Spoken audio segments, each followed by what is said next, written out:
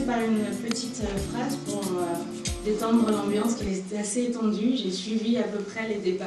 C'est une phrase que je trouve qui est de Thomas Edison et qui résume à peu près l'idée essentielle de ce pôle qui est projet action, coaching et relations école. Excusez-moi pour l'accent. Genius is 1% inspiration and 99% perspiration. Désolée. Il y a ce pôle projet, action, école et coaching qui est quelque chose d'essentiel à l'ACA. Pourquoi ce pôle?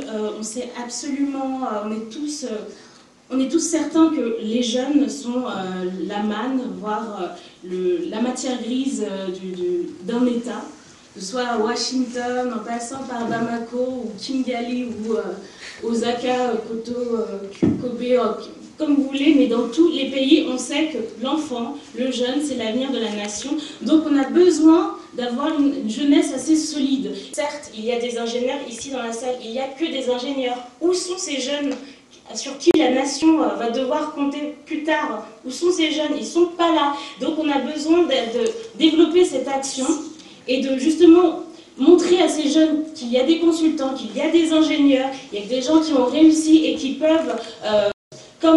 tout comme eux, réussir. Donc comme je viens à l'instant de vous le dire, ce travail est essentiel.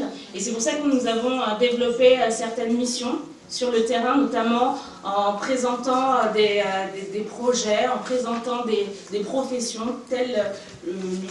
qu'est-ce qu'un consultant? Qu'est-ce qu'un conseil?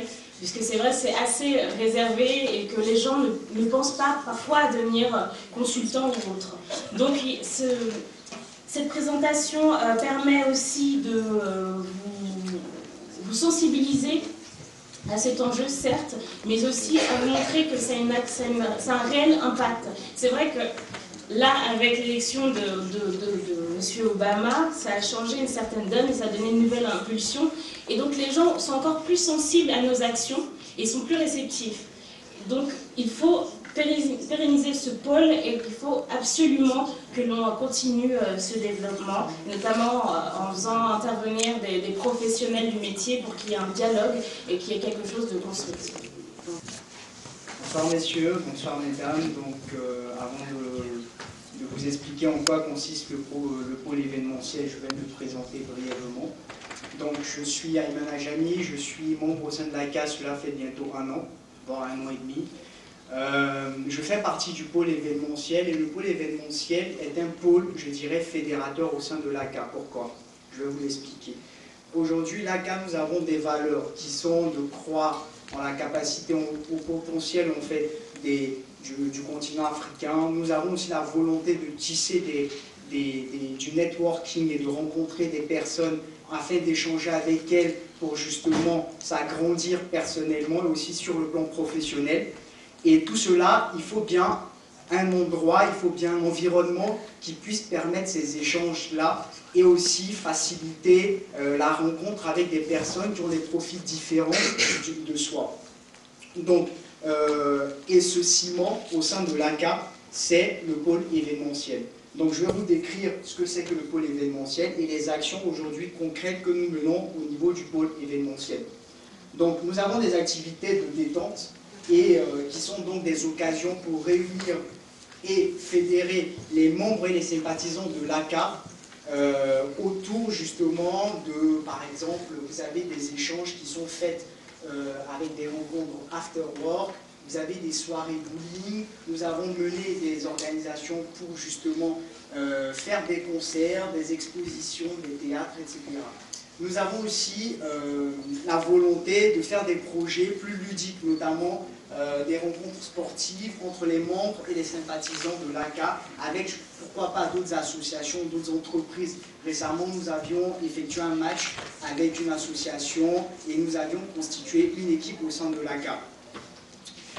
Ensuite, vous avez des projets qui sont des projets, je dirais, de plus grande envergure, qui sont principalement le gala de l'ACA, qui a lieu 1 fois par an, et aussi des dîners qui sont organisés de façon ponctuelle avec des périodicités de 2 à 3 mois.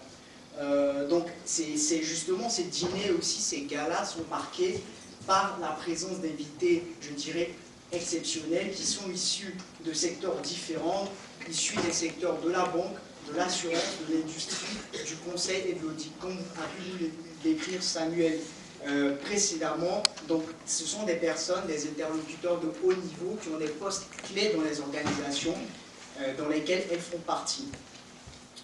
Donc justement ces événements sont le lieu pour effectuer des discussions, avoir des conseils informels sur justement le parcours de ces membres-là ou le parcours de ces invités exceptionnels, et pourquoi pas profiter de ces exemples pour véritablement avoir accentué la motivation qu'aujourd'hui nous avons vis-à-vis de notre projet professionnel.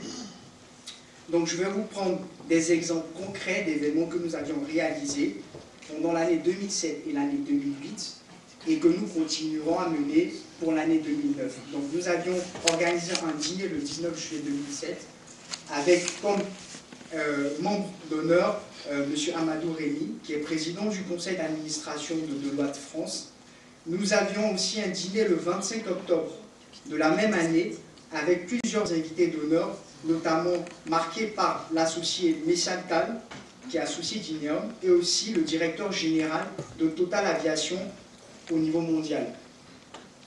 Nous avions aussi fait un gala, le 7 décembre 2007, avec plus de 115 participants, et aussi marqué par des invités tout aussi exceptionnels.